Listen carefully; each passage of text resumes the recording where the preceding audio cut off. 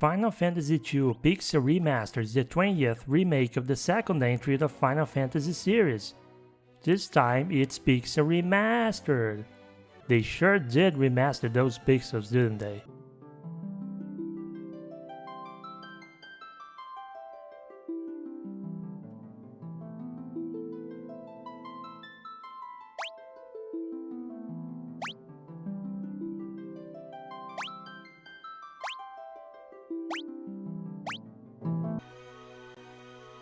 In Final Fantasy II, you take control of a group of 3 young adults who are rescued after the town gets taken over by the Empire.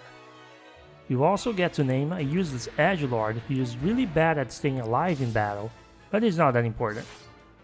The 3 heroes ask to join the rebel army, but Princess Hilda says no. So they infiltrate the kingdom under martial law, impressing the rebels with the ability to not sit on their asses and actually do things to fight the Empire and then being officially recruited. Then they begin a journey around the world, doing most of the rebel army's job for them and rescuing the princess a dozen times because if there is something their headquarters doesn't have, it's security. Are you ready to embark on this adventure, full of hopeless destruction and lots of characters dying?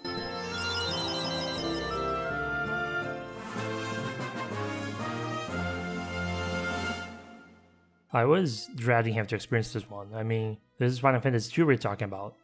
Widely considered as the black sheep of the series. Yes, I know you exist. I'll get you eventually. Go away now. Anyway, I was ready to hate this or get bored.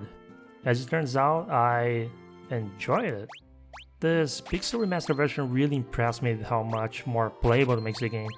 It turns out things to a fall, with the game ending up extremely easy until the last stretch of the story. If it wasn't for the insane encounter rate, anyone who didn't try to flee from a lot of fights would just breeze through. It's not a short game though. It felt adequately sized. This may be a hot take, but when I say adequately sized, I'm including the dungeon in this. I felt every dungeon had the perfect length, even the 2 infamously lengthy ones. For their importance, I thought it was perfectly fitting they were more taxing the player's time and energy. One thing I'll speak against the dungeons are the trapdoors. It's no wonder they never brought them back. They sucked. You're progressing through a dungeon, you see multiple doors. One of them leads forward or maybe to a few treasure chests. You open it and empty room. You're sent straight to the center of the room. And more often than not, you don't even enter a battle. It's such a pointless waste of time. I never made it to the first dungeon in the original game, but I heard it's more punishing. Oof. For how old this game is, I thought the dungeon design would have been pretty good if it wasn't for the trapdoors. There are so many treasure chests to find. They can get really complex if you don't have a map, which you do in the Pixel Remaster, but I like that. It makes them something you should prepare yourself for. Do you have enough items for the trip? Can you make it one trip? Are you gonna run out of MP? Did you plan your route? Should you save some MP to cast teleport and exit to rest or restock? Only a few of the treasure chests are worth opening for items and spellbooks. Unless you're aiming for achievement completion, and that's fine, it means you can just focus on reaching the goal, then leaving if you're not obsessed about the treasure.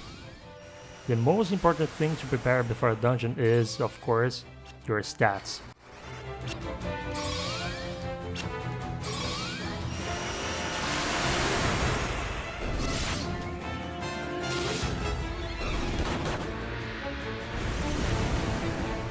Final Fantasy II's most well-known distinction from the rest of the series is how you increase your character's stats, weapon strength, and magic powers.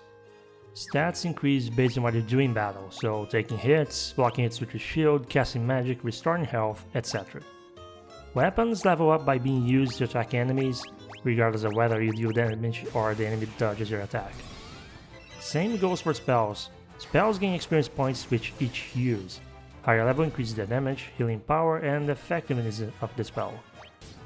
Higher level for weapons also affects your accuracy, or in case of shields, how high your evasion is. There is a misconception that you need to hit your party over and over to increase HP. This might have been the case in the original, but in the Pixel Remaster, you will randomly gain HP increases after battles. It's so easy to gain more HP now that while you're focusing on leveling spells to make them more useful, I ended up with around 1.5k HP very early in the game.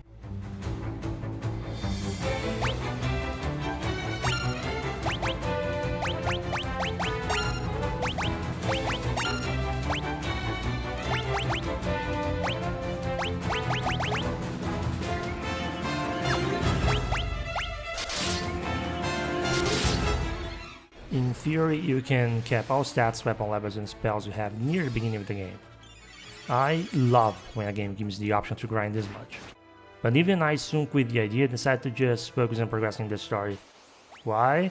Because the time it takes to cap a single attack spell past level 12 is just inhuman. Here's the thing, the footage you see, that's from my second save file. In my first, I was actually trying to max spell levels really early. What ended up happening was my characters had over 1000 HP by the time Blizzard reached level 13. Do you know how many spells each character can learn? 16! I spent an entire week leveling and I couldn't even max one of the basic spells. A little pro tip if you want the achievement though. Go into a town, use teleport, then cure the character who teleported. Rinse and repeat. This is easily the most efficient way to max the cure spell and get that achievement. Something I really don't like about the stat leveling is agility. Agility is really important. It affects turn order, evasion, how many hits you take from enemies, and evasion as a stat is important because some enemy attacks deal damage based on the percentage of your HP. Leveling agility, however, sucks. Agility has a random chance of increasing after battles. Nothing you do in battle will affect that chance. Supposedly, the chance of agility increases is dependent on your evasion stat. Seeing as I had 99% evasion very early, and I rarely saw my agility increase, I'm taking a wild guess here that it's your base evasion that affects it. Which means the higher agility, the more likely it is to get further increases. Which is really stupid.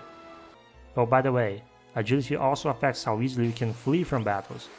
In a game where you had one encounter every 3 seconds of walking around, yeah, that's kinda important.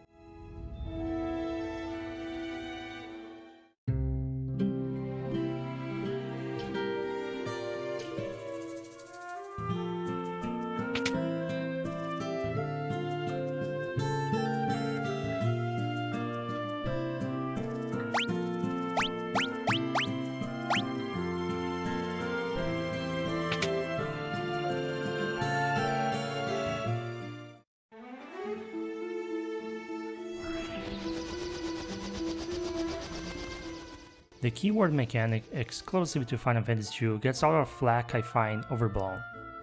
I don't disagree when it gets used there are only 1 or 2 keywords that cause any meaningful reaction from the NPCs, but I think this is a good feature to make the act of talking to important NPCs a more interactive experience.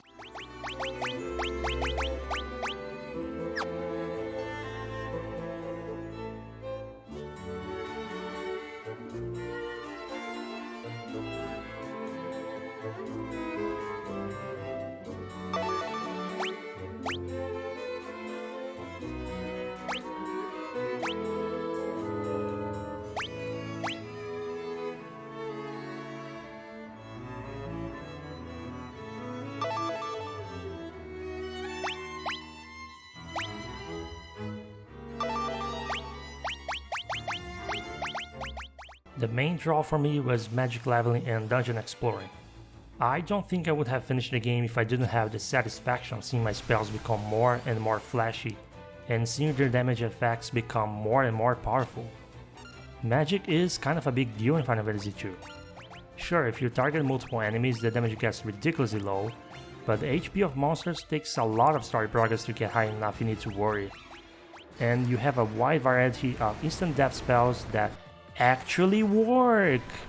That's right, you can disintegrate enemies, turn them into frogs, turn them into stones, then crumble, teleport them away, send them to the void, or you can be boring and use the spell that is literally called death. Some of the spells even work on bosses. Boy, I sure am looking forward to the next entries in this series. I'm sure they'll never do something boring like make almost every boss immune to anything but raw damage. The only problem with the magic is the stupid stupid magic penalty system. There is no tutorial that explains this, nor is there any visual indication in the game whatsoever, but each piece of equipment in the game comes with a penalty to the effectiveness of your spirit, which is used for white magic, and your intelligence, which is used for your black magic. Any equipment that isn't considered lightweight will come with a huge penalty, making your attack spells practically useless. How can you tell if some equipment will be too heavy? I don't know, the icons don't help. I had to check online for the penalty, and even a freaking mage staff would decrease my multi-target damage from mid-hundreds to like 30. Do you know what I did? I spent 90% of my time in this game not updating my armor at all. And did it make much difference in the damage I took? No. So remember how I said fighting treasures was part of the fun of dungeons? I take that back, because aside from a handful of spellbooks you can't buy from shops, all that shiny equipment is useless trash! By the way, since you easily cap your MP and only need Esna and Basna at level 7 for all your bad stats healing, items are also trash! Except cottages, because at 2000 gil per cottage, that's a real bargain compared to what the local inn will charge you for a stay after HP reaches the 4 digits. The graphics didn't impress me until I played it. It's very interesting how it didn't take away from the retro look that tries to be loyal to the original vision, and at the same time having all these extra layers of effects that polish everything just enough to make it appealing for people who didn't grow up playing the games. Well, I'm kind of just assuming that's the case for all the other Pixel remasters, but it definitely is for Final Fantasy II. The sound effects sound a lot like high-quality versions of Final Fantasy VI noise. I'm guessing all 6 remasters share those sound effects for sake of being developed quickly. Overall, it sounds fine and about what one would expect from the 8 and 16-bit era Final Fantasy games. The music is outstanding, though it took me a while to get used to how disconnected it felt from the retro aesthetic of the game. It was a little weird, but it just sounds so good. The choice of instruments was perfectly selected. The arrangements elevated the soundtrack, yada yada. Everyone who reviewed these games said there's nothing else I can add.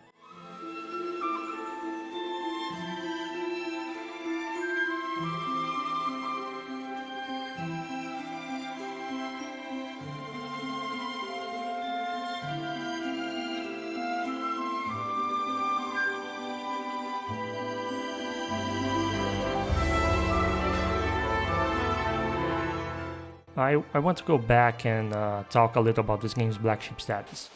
So a lot of people say this game is weird. It's not a real Final Fantasy, it's more like the start of a Saga franchise, which is a separate series. But I think this game deserves more credit for what it does to Final Fantasy. Cause here's what I think. Final Fantasy II is actually the first to introduce quite a few really important recurring elements in the franchise that Final Fantasy I didn't. The Empire vs Rebel Heroes template, that's a major influence in Final Fantasy VI. Literally Rebels vs Empire again. Final Fantasy VII with Avalanche vs Shinra. Final Fantasy VIII, and you can draw parallels between Ultimecia and the Emperor. Final Fantasy XII, and especially Final Fantasy XIV. Pray Return to the Waking Sands is basically what we ask to do over and over in Final Fantasy II. Heck, that game even directly references the White Rose password. This game also deserves credit for starting the trend of fully customizable characters that carries over to 6 in some extent. Definitely to 7, 8, 10, and the original 12. Every character in 2 is basically a blank slate as far as combat build goes. It's the player that defines their role based on how they equip them and which spells they learn and use. That sense of becoming overpowered as hell from later Final Fantasies is also starting here. I wanted to say this is also when the series decides to make spells a lot more reliable, but I have a feeling that might be exclusive to the remaster. Speaking of magic, this is the game where Ultima comes from. The big OP spell that keeps coming back to the series even if not always usable by the player. It has plot significance, as a forbidden spell you get at the top of a very challenging tower that the rebels believe should prove as a powerful weapon to kill the Emperor and end the Palamician campaign. From the deepest pits of the 7 hells to the very pinnacle of the heavens, the world shall tremble. Unleash Ultima! Yes, it sucks. I was skeptical, maybe even cynical when the trailer showcased the Pixel remasters went online.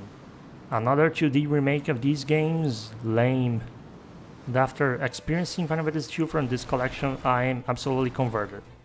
I dare say if anyone wants to experience the original version of these classics instead of a remake that would probably take story and core feature liberties, the Pixel remasters are very much worth the value Square Enix is advertising.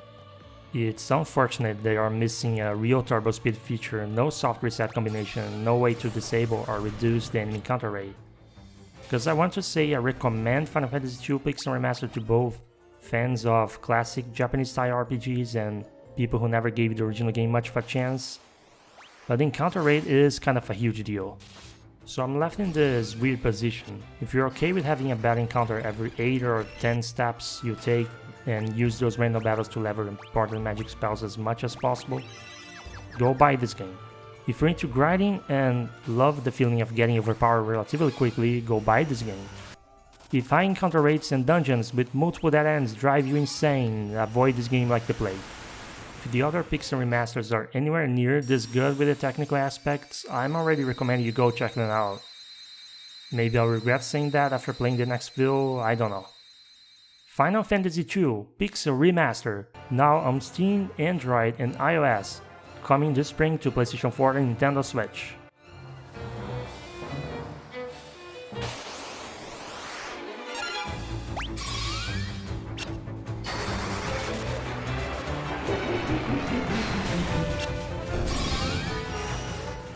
Thank you very much for watching. If you enjoyed this review, why not take a look at my other videos?